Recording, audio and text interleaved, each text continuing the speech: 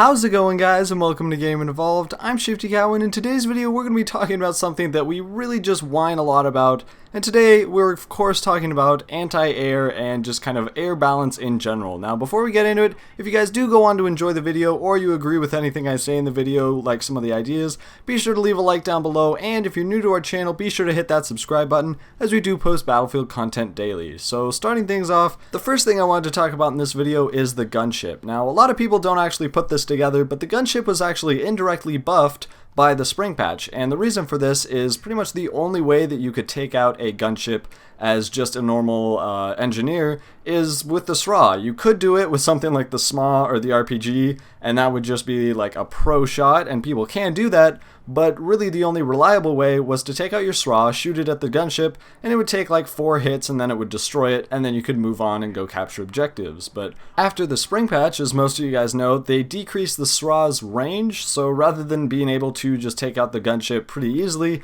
it no longer can even hit it. Even if you're on a very tall mountain, you're still not going to be able to hit it because it's just going to blow up midair before you can even do any damage whatsoever. So this is a pretty big design flaw, because if you're an infantryman on the ground and the enemy commander has called in something like a gunship, there's pretty much nothing you can do. You're pretty much going to have to die and hope that you can respawn in some kind of vehicle and take it out. So if you think about it, I would say about 80% or so are strictly infantry players, and they really don't hop into vehicles all that often. They might hop in every once in a while, but they're not avid vehicle users, and they're not going to go hard and practice and get really good at it. So while you do have those people hopping in every once in a while, 80% of the player base is not going to be able to do anything to the gunship now that they've changed it, and it's not going to be affected by the SRA. So that's just kind of overpowered right now. It's kind of annoying to deal with, and hopefully they do adjust it, maybe give the SRA a little bit more range, because I have gotten adjusted to its mobility. It's kind of weird, but it takes a lot of practice. So anyways, I'm okay with that, but they really do need to add back in some range if they do want to prevent this problem and just kind of get rid of it overall.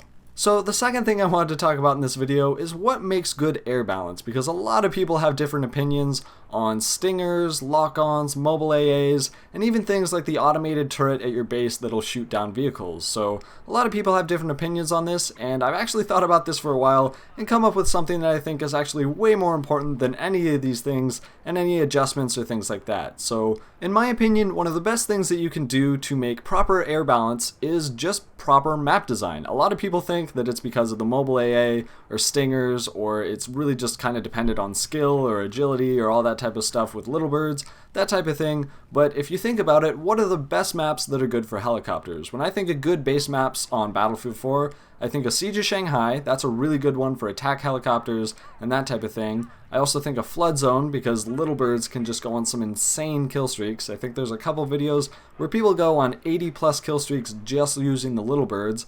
And then for not so good maps, I tend to think of things like Golmud Railway, where it's really open, and as soon as you pretty much fly up into the sky, you get shot down. And of course there are exceptions, but for the most part it's going to be a lot easier to fly around on something like Dawnbreaker, where you've got a ton of buildings to kind of dodge behind and weave through if you get locked on, compared to something like Lankang Dam, where you only have like one building for cover, but other than that you pretty much have to tough it out and just take the brunt of the missile that's going to hit you. So I really think developers need to spend a lot more time on map design, because with Battlefield 4 I don't think they really oriented it around cover for air vehicles. There's a couple examples that are really good: Dawnbreaker, Siege, and of course Flood Zone, because they all have some really well designed vehicle cover. Now one thing that's actually kind of a trade-off is that for beginner pilots, maybe something like Flood Zone is going to be a lot harder for them to fly, because there's bigger obstacles that they could crash into. So if you do develop the skill, then you're actually going to be a lot better on certain maps where you have a lot more cover.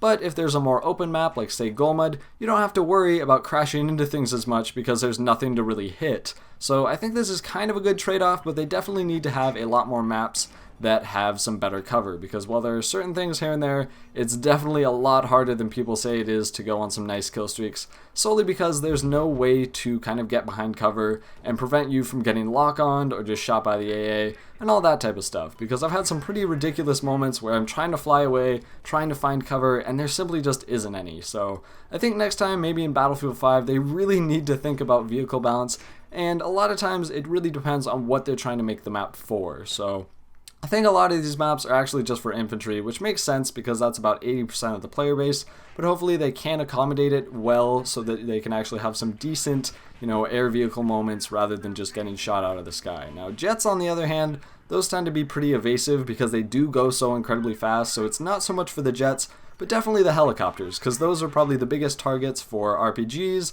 lock-ons, the mobile AA. That's just going to shred them, and they really need to have a bit more cover. But that's really just my opinion. So if you guys have any ideas for how you think helicopters should be balanced in Battlefield 4, be sure to tell us down in the comments below. But that's pretty much it for this video, guys. As always, if you did enjoy the video, be sure to leave a like down below. And if you're new to the channel, be sure to hit that subscribe button, as we do post Battlefield content daily. Go check out our Twitter, and until next time, guys, stay buttery.